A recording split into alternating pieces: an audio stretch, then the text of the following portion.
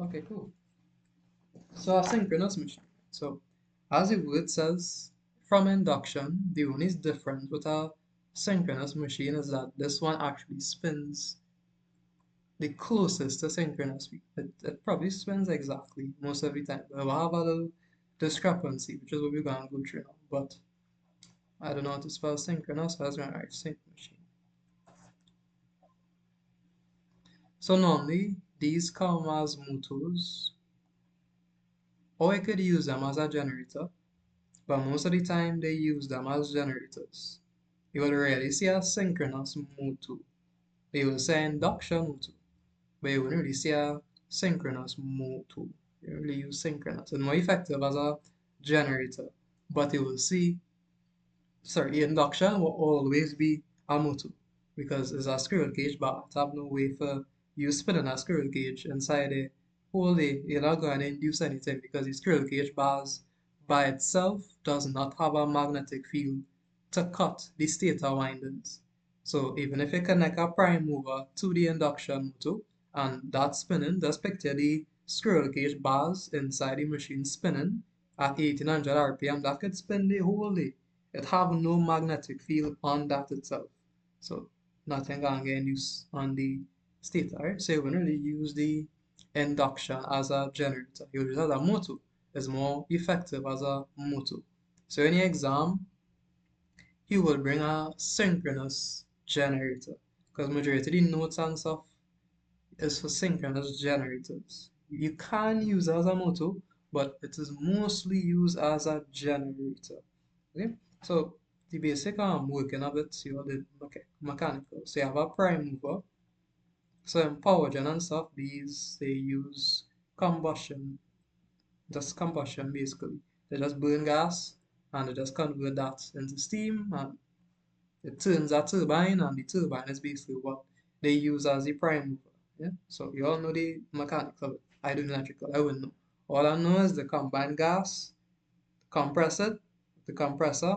For the compressor, they add some fuel to ignite it, and that will basically turn a turbine, and the turbine will spin, and that turbine spinning will turn the entire shaft of the generator, and basically just connect the shaft to a synchronous generator.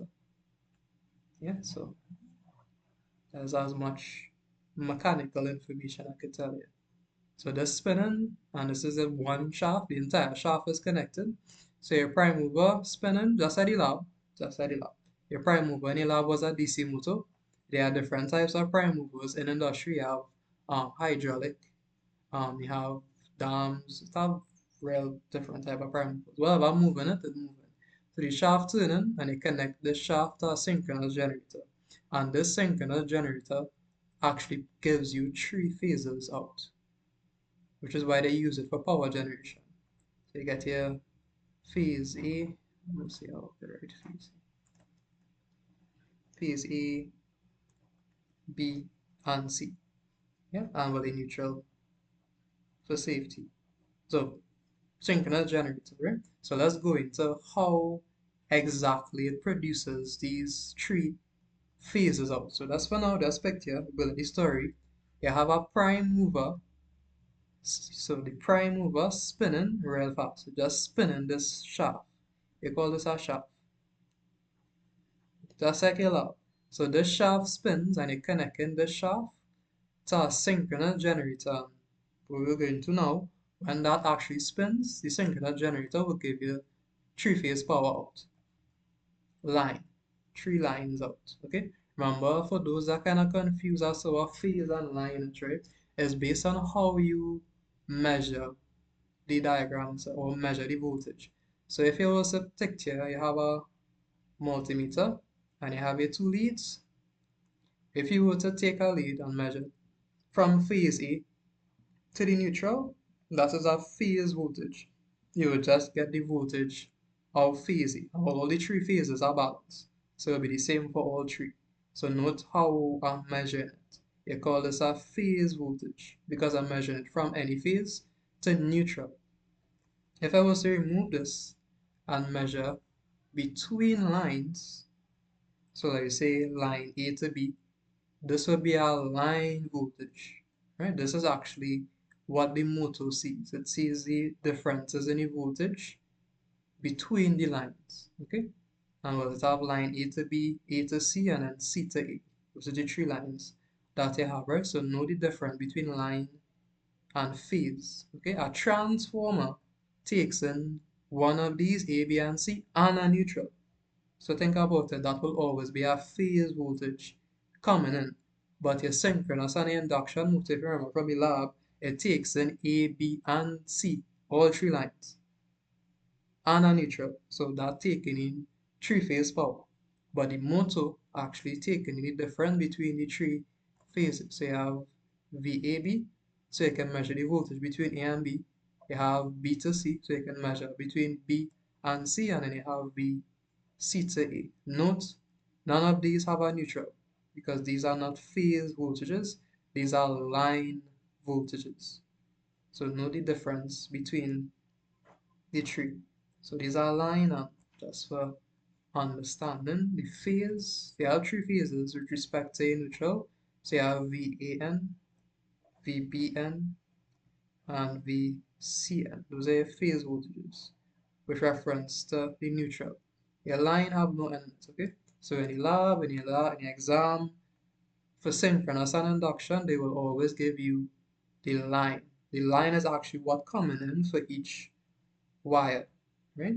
So they will give you the line, but you have to convert it to phase because most of the calculations use phase voltage. So always convert to phase. Always look out for that. Because that's easy with the trial with maturity at max. Forgetting to convert it to phase voltage first. Okay, so anyway, so let's go into the operation. So the operation is similar to induction, right?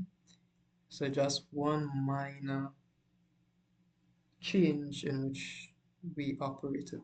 So the operation of it, just for now, let's just picture a simple magnet, north and a south. So this dot here, that's kind of picture, this is your shaft. It facing you.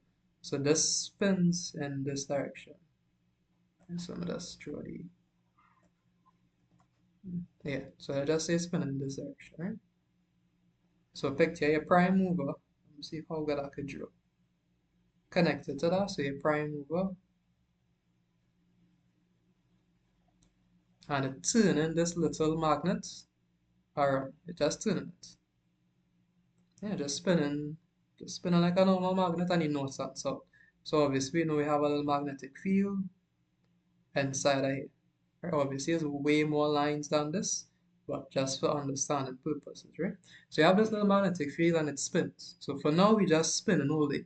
It have nothing cutting, nothing, you just spinning. So the prime mover turn and you just spinning, right? That day. What the synchronous motor or synchronous generator does, it basically just gives you three magnetic fields, or you can say three coils, 120 degrees apart. So you have the first coil, which is coil A, so you have A prime. A prime means is one coil. So that is, you can say is coil 1, and then you have another one, so you have B prime B. So B prime is coil 2, and then you have C and C prime, which is coil 3. And in normal terms, this will be phase A, phase B, and phase C, because these are the three coils that you have, right? So just picture you have these three coils 120 degrees apart spatially, so they just wire it to be 120 degrees apart. These are coils, three coils, and you have a magnetic field that is rotating at around 1800 RPM, spinning real fast. So now, let me just increase the magnetic field lines. So let me just draw it a little bigger so you can actually see it cutting. So obviously the magnetic field inside the motor way stronger than this, right? So now picture this magnetic field is turning, it's spinning, remember it's spinning, right? What will happen is two things. You have Faraday's law and you have Lenz's law. So the first one is when you have a magnetic field that is cutting coils, remember each of these three coils is coils are wire, right? It have no power in it initially, it just dead. But the moment you spin the magnet, and you turn it, because you have magnetic field and you have magnetic field cutting wires, you have a induced EMF, and that induced EMF will give you a current, and will end up with three phases out. So the same concept as induction motor, just opposite. So the magnetic field will give you an EMF, and the reason for this is Faraday's law, and that EMF, assuming that the phases are actually connected to a load, because obviously it needs to be connected to a load for current to flow, right? So that EMF will give you a current. And this current and this EMF is basically three phases. So you just end up with three phases. Obviously, you have phase A, phase B, and phase C. Because as it rotates, it will induce an EMF relative to its position.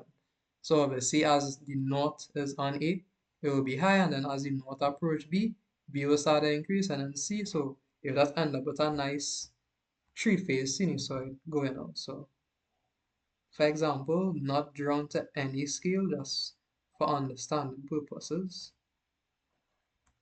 So you have A prime, B prime, and C prime. Reason why I write it like that so you could see it's three separate coils.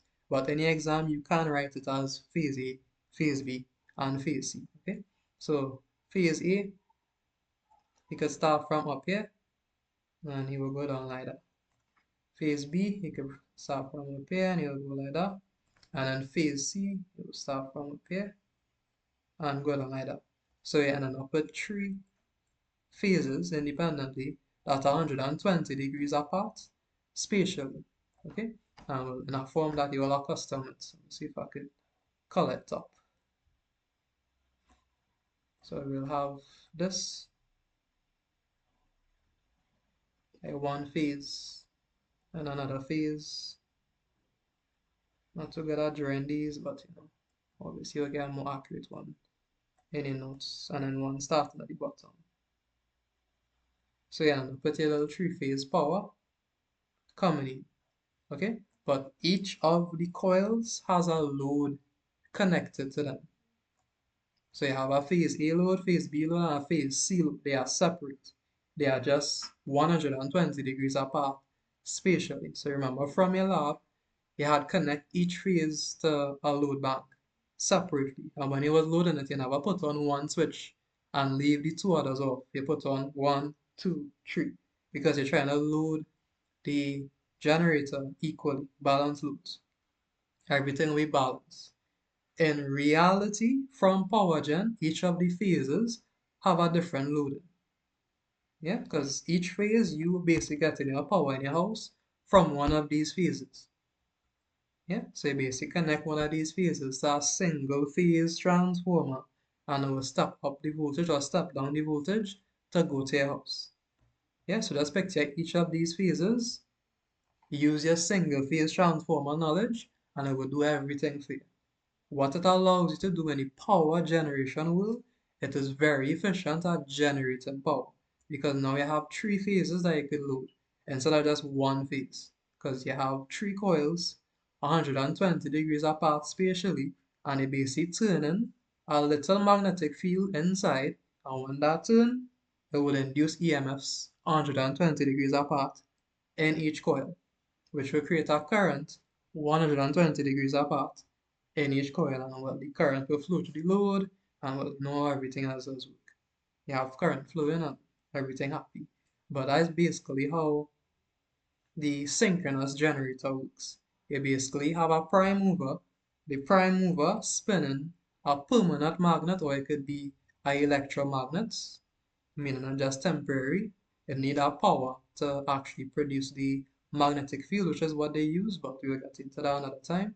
So you basically have prime mover, shaft, little magnetic field, spin, because the prime mover is spinning it.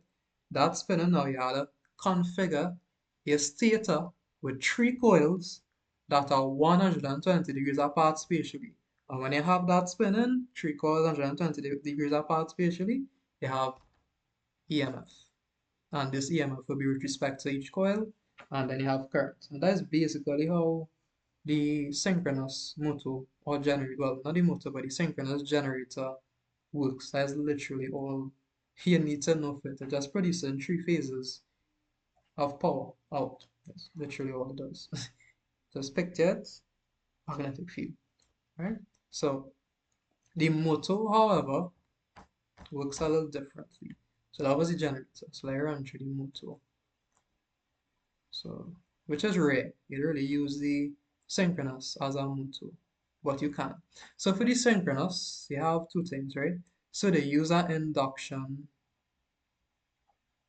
motor starter. So we'll get into that just now. So let us run back through the induction and how it relates to the synchronous. So let's see, just for example, you have a north, south, south. I'm gonna do that. I'm confused already. North, south, north, south. Right, so let's just say I have this, right? So remember, from induction, you're supplying a three-phase power. So the three phases coming in, phase C, B, and A. And when you supply that three-phase power, it will create something called a rotating magnetic field. Okay? So basically just alternating north, south, north, south. So north, south, north, south, north, south, north, south, north, south, north, south. So a little better. So this rotating in this direction. So this is your stator magnetic field, right? Because you're supplying your stator with the three-phase power. So when you supply the three-phase to the stator, it will create a rotating magnetic field. Remember that from induction. You have your rotating magnetic field. And then inside here, you have a little rotor. So for induction motor is basically a squirrel cage bar. Yeah, so in the squirrel cage bar, as the magnetic field rotates, as we went through last week, the magnetic field will cut the bars. And when the magnetic field cut the bars, it will induce a EMF, which will induce a current, which will then give you a force, and the entire bar will just start to rotate.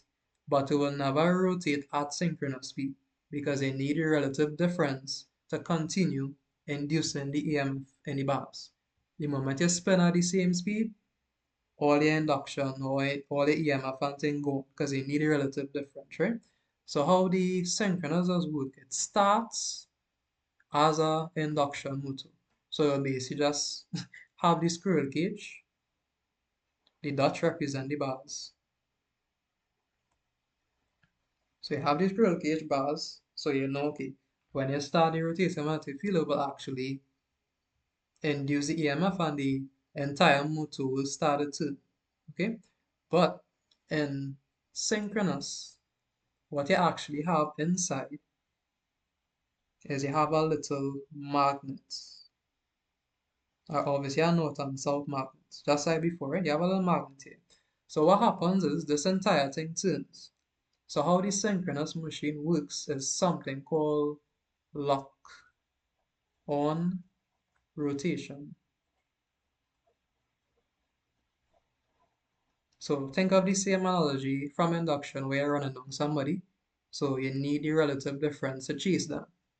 But for synchronous, you're catching them and then both are running at the same speed. That's the difference for synchronous. For induction, you're trying to catch them, but you can never actually catch them. For synchronous, you're actually catching them, and they're singing kumbaya together and running together. That's the difference. But this synchronous speed, rotation so fast, if it didn't have this squirrel cage here, you would not be able to catch it because it would be moving too fast. It's basically like you're on a race and you're starting at standstill, but somebody's starting to run from before you. So the moment them pass you, now starting to run. You're not gonna be able to catch up with them in time. So what they did is they give you an induction motor starter, which means you get a squirrel cage. So when the magnetic field starts to rotate, it will do its stuff. It will induce the EMF in the bars, the current, the force, and it will start to spin. But as we know, it will not spin at the same speed as the synchronous speed because it's an induction starter. But what that will allow it to do, it will give the north and south enough time or the ability to lock on to one of the norths and the south. So basically, as it starts spins, obviously, it will try to lock on to a north and a south. So in the back, this picture, the motor spinning, and as it begins to spin, it will try to lock on. So it's like lock on to this one. So this north and this south, you go and lock onto it. So as it starts spins, you give it the ability to lock on. So this south will lock onto this north, and obviously this north will lock onto this south. Obviously, in reality, is multiples of these north and south pairings inside, right? So that's for now, we're just using one for example. So when the south lock onto the north and the north locks onto the south, you don't need the squirrel cage bars anymore because of lock on. Or they're now running at the same speed. They literally latch onto the man in front with a chain and they're running at the same speed. So no matter what speed you're going at, I lock onto it. Be good. So I don't need the induction motor again. And you don't need to yank out the induction motor because we know if the motor is spinning at synchronous speed, the induction motor squirrel cage bars not seeing any induced EMF, or it might be small because it need a relative difference. But in synchronous, once the north and the south latch on to one of the north and the south in the rotating magnetic field, they both spinning at synchronous speed, which means no EMF is being induced in the squirrel cage bars anymore. It's basically not needed. So the squirrel cage bars is just there to start up. Once it starts up, it literally not needed anymore. So a synchronous motor spins at synchronous speed. It basically just locks on to the stator magnetic field. Now obviously even though it's rotating, so if it's rotating, it will lock onto it. If they ask why the induction motor startup, because at startup, the synchronous speed not building up to 1800, you know, it just gonna go up at 1800. He not gonna wait for you. So because you know you're not gonna wait for you, if it just have this little magnet, it gonna be spinning, but it's spinning so fast and literally not giving it enough time to catch one. Like it just flashing before your eyes. But flashing so fast, you literally just can't latch onto it. It's just moving too fast. That's basically you can visualize it. You're trying to catch one, but it's just moving like you're trying to catch a mosquito. Like that thing very hard to like catch. It's moving so quick. So it's moving so quick, but you can't catch it. So you just go and stay right there. It might just kind of vibrate a little bit, so you hear the motor going, but it's not moving because it's just moving too fast for you to catch. So what the induction starter will allow you to do, it will start it to spin, it will start to spin. It wouldn't spin exactly as synchronous speed, but it would be enough relative difference in speed for you to actually see, like a C in the North Pole or a C in the South Pole, which respect to whatever reference you have, and you could be like, right, I can latch onto it, you know. And once you latch onto it, basically spend at the same speed, you don't need the bars anymore, right? So that's basically how the induction motor, oh, sorry, the synchronous motor does work. Because an induction start, synchronous motor. You can't have a synchronous motor without a starter because that little magnet not gonna catch on to that spinning at 1800 RPM so fast. It's not gonna be enough time. Moving too fast. Okay, so that is your synchronous motor and your synchronous generator. The synchronous generator is the most popular one. You rarely use. Look, in this case, if you was a manufacturer, if I do an induction motor starter, it's better just use an induction motor. Like why I go into all the synchronous magnet inside and the squirrel cage. That's more maintenance. Gotta maintain this and have to maintain the squirrel cage part. That's too much. When I can literally just have an induction motor and the induction motor is just bars up, it's just iron inside the rotor. So the only thing I really have to maintain is the stator magnetic field coils, which is way less. So you'll really see a synchronous motor. Okay, so I hope that clear. Generator, yes. Motor, no. Yeah, you might find some, but rare applications you really find that. All right, cool. So let's continue. So some terminologies. Let's see, say terms. So you have two words that they kind of use interchangeably. So you have your armature. And there's somebody trying. Okay, well, I guess. Keep going. Yeah, so you have the armature. So the armature, based on DC motors or anything, is just the power producing component.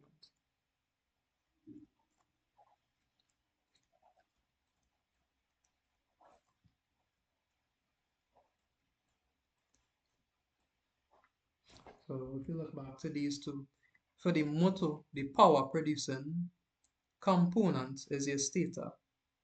So that's the part actually producing power. This part here not really doing anything, it's just rotating. For the generator, the power producing part is your stator, and your rotor is, well, something else. Okay? So it's just with reference to where the actual power coming from. That's what you'll call the armature. And the other one is the field. And well, the field is the magnetic field components. So as I said, it could be an electromagnet or a permanent magnet.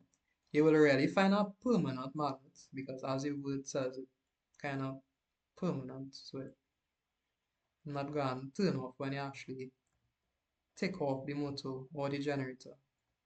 So you will find an electromagnet. So the electromagnet is basically just you're using the current to control the strength of the magnetic field, which means you could control the induced EMF being induced in the stator windings, which is more control to you. So as a manufacturer, you really rarely see a permanent magnet because that means you're giving you one magnetic field strength all the time, which is not really flexible because sometimes you might need a small voltage, sometimes you need a large voltage. But if you could control the strength of your rotator magnetic field, you could control the strength of the induced EMF on the stator. So you really see electromagnets, okay? Okay, so let's go into, oops, running out of space, but that's okay.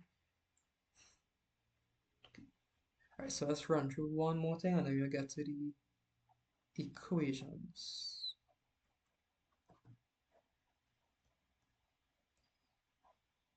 Change the color. Okay, so in a motor, however it's pronounced, you have two things. You have the field and you have the armature, right? So remember, any motor, you have two parts you have to supply power to. You have to supply power to this magnetic field here, which is an electromagnet. So you have a separate excitation for the rotor, and then the stator, you obviously you're saying you have power, you have to excite it. So in a motor, you excite, so both windings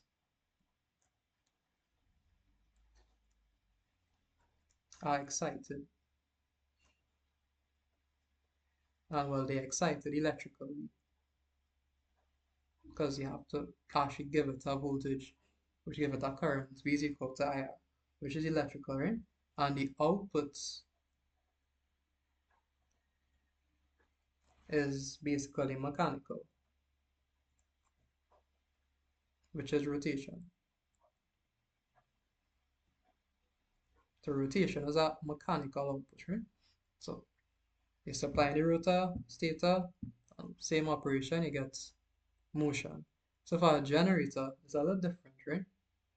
So the part they're actually supplying electrical power to is the field. Remember, the field is a magnetic field component of the machine, which in this case for a generator is the rotor. Yeah, that is the part they actually giving a magnetic field to. The stator just receiving the rotation of that magnetic field. So this will be the field, and the armature, which is the power producing part, will be the stator.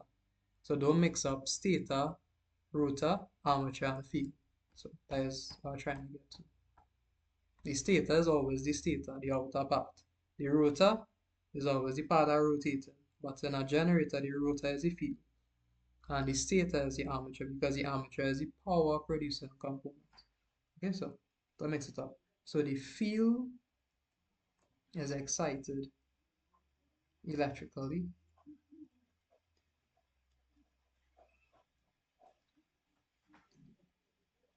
and basically the output is electrical.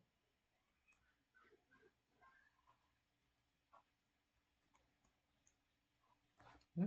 So the field is excited electrically, but we know we already had the mechanical input from the prime mover, right? But really and truly, we are always assume it rotating already. So rotate, give the rotor a little current to produce a magnetic field, and because of that magnetic field, it will cut the bars, EMF, electrical power, three phases out. And that basically all that is. Right? So I mean that is really the basics of the synchronous machine. And then the concepts. So I just run through some other stuff. And just use the space here for actually how would I save this and just use the same space.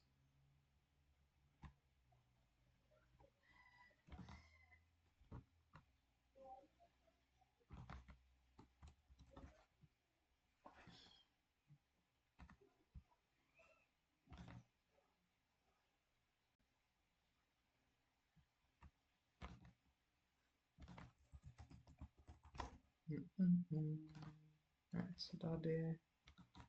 Reload this. Should clear up.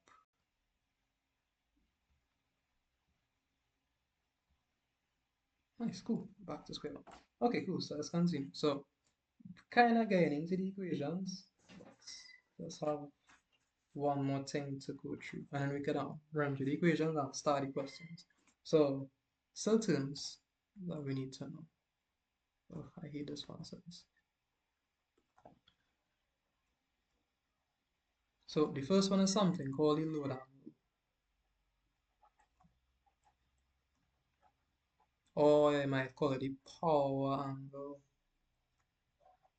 It have like multiple reasons or multiple ways, and what that is basically the internal EMF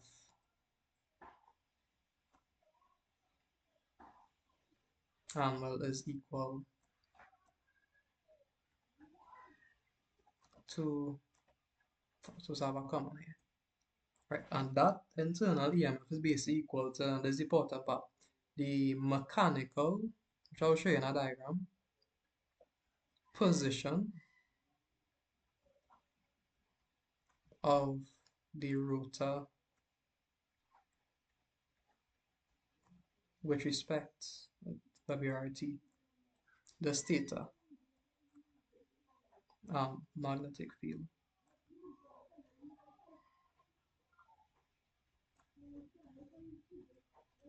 So let's run through. So basically what happens is basically just say we're playing a chasing game.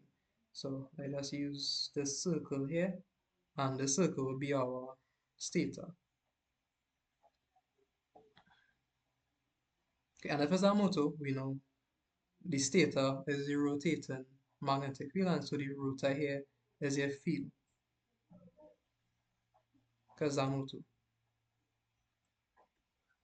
So inside here now we have, obviously we know we have our little north south bar,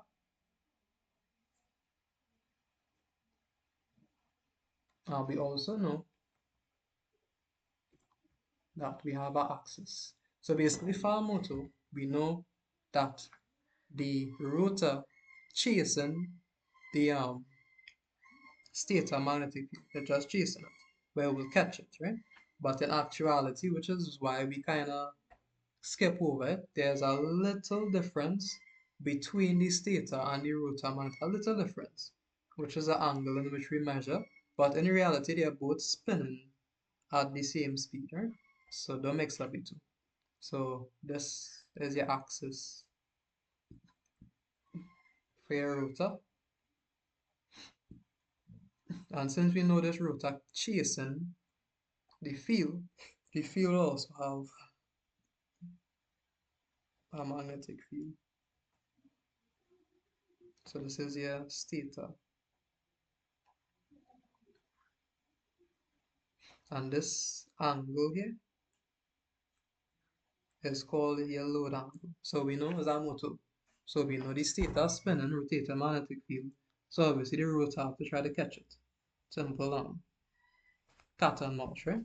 So the difference between the stator and the rotor, the mechanical position of it, you call it the load angle or the power angle or whatever you want to call it, right? So in this case here, the angle here is a negative. How you know it's a negative is always with respect to your rotor magnetic field.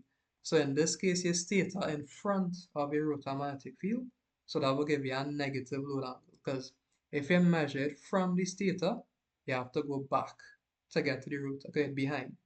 So the load angle, so this will be a negative load angle. So what happening here is the electrical system pulling the mechanical system. Come as a motor. So you have a rotating magnetic field, and obviously the rotor will spin at that speed. So it kind of pulling the mechanical system. So that's one negative load angle is, which is basically Armature or Armature, or whatever it's pronounced.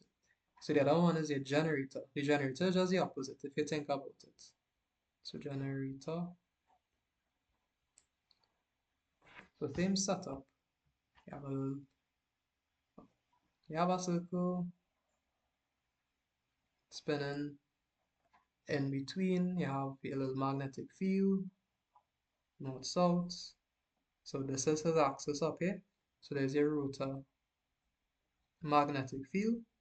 And because it's a generator, the rotor magnetic field obviously will be spinning, but you'll also have your stator, which in this case is your armature, which is the power producing part, but it will be behind because it's a generator. And just like before, you have your load angle. And since obviously we know that we measure the load angle with respect to the stator, so in this case, the rotor in front of the stator. If you don't know which one in front, real simple. You're running a race in the anti-clockwise direction. That's how the race is. You're running them down in the anti-clockwise direction. So whoever in front, leading, and whoever behind, lagging. That's basically how you think about it. So in this case, if you're measuring with respect to the stator, so you always measure with respect to the stator, the rotor in front, which means it's positive with respect to the stator. For the motor, the rotor behind, the stator in front. So if I actually measure it to go back, you're going back. Back is a negative. Okay, so there's a race in the anti-clockwise direction. Okay, and you always start on top. So let's go in this way. Yeah. Well, okay, cool. So this is our positive load angle. And basically what happened here, the mechanical system pulling the electrical system. Because you need the prime mover to give you a three-phase output, which means the mechanical system pulling this electrical system. As you can see here, the rotor is always the mechanical part, because the part that actually turning. Yeah? So, and that is the generator. So that is basically a load angle and stuff. So from there you get into something called drawing the phasor diagrams, which kind of encompasses all these things here. So should have enough space. That's a phasor.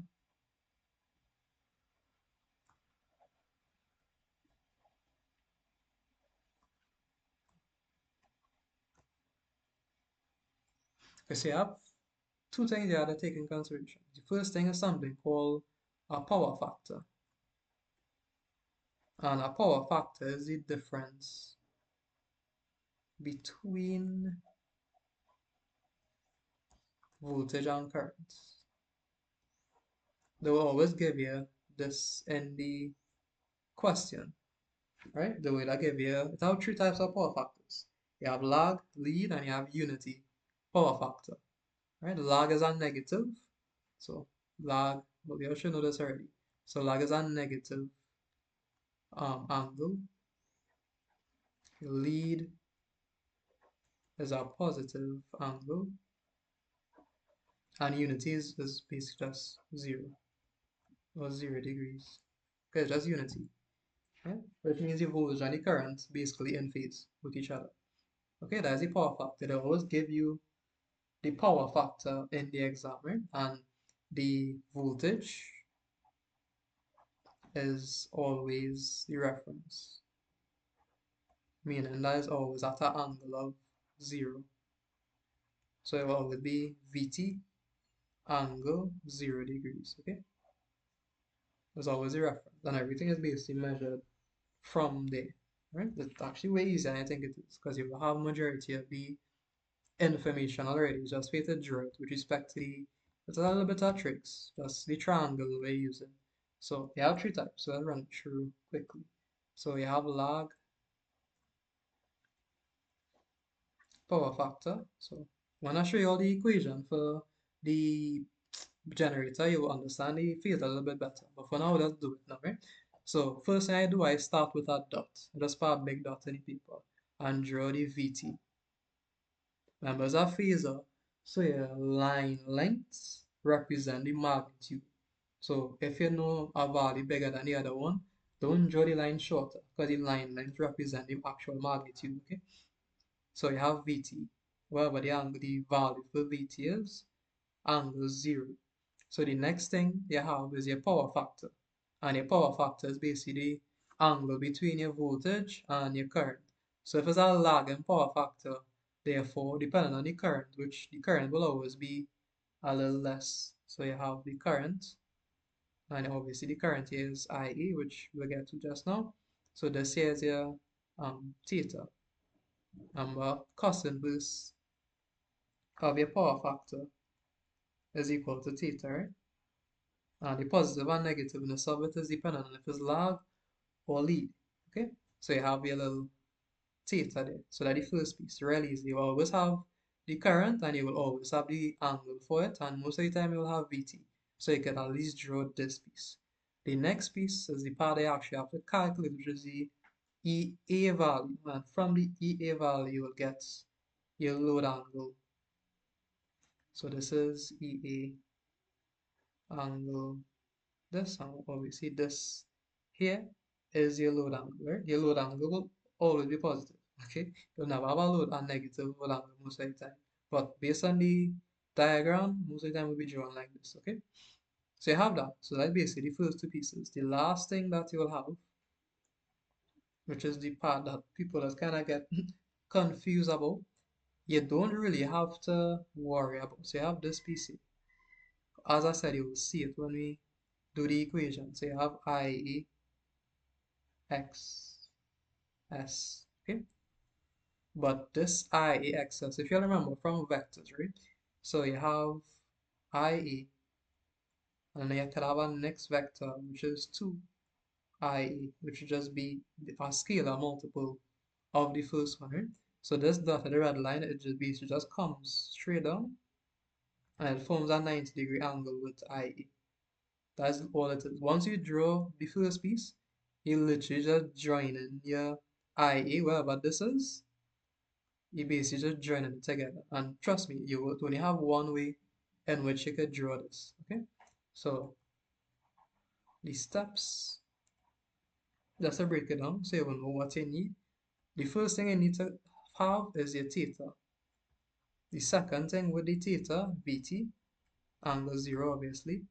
The third thing you need to have from there is your Ia value. And after the Ia value, you need your Ea. And the fifth thing you need is your load angle.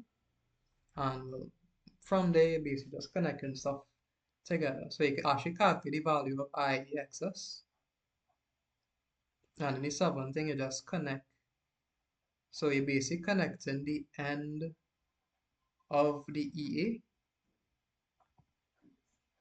and you're connecting that to the end of IA, and you're trying to form a right angle. Let's remember that. As you see in the other, I think my space run out there. Small thing. I'll just use here. So that is lab. For lead is the same concept. You can follow the same So lead, load angle. So you Yeah. could just run through the log and part one more time before you move on, Which please. which parts?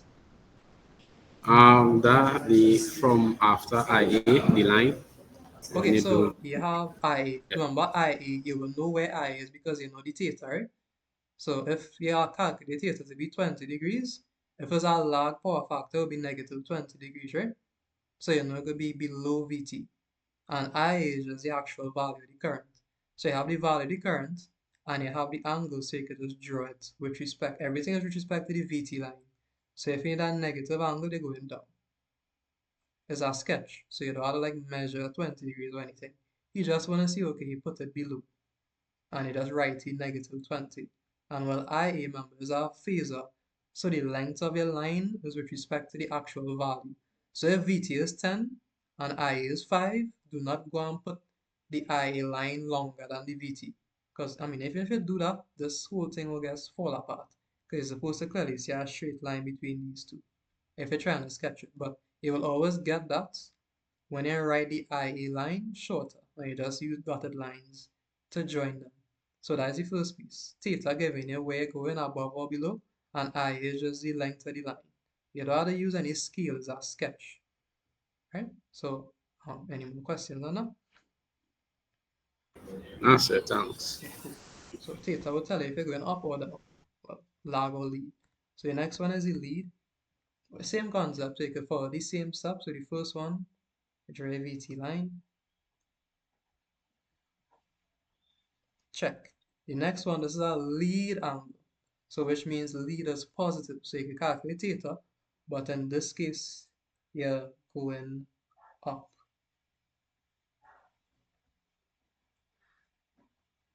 Yeah, so you're going up. This is your theta here. Because it's a lead load angle. So obviously the angle will be above with respect to VT. Right? And then the next thing we need is your EA and your load angle. So I might need a little more space. So I'll draw it a little bigger. So just draw IE. Hopefully this will come good. Right, so this is your theta. And the next thing you have is EA, which same thing, so positive. So this is your EA angle delta, and obviously this is your load angle here.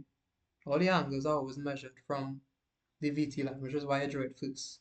Okay, and the same concept, your IA axis line is basically just drawing the end of VT straight to EA, which you'll see in the equation, right?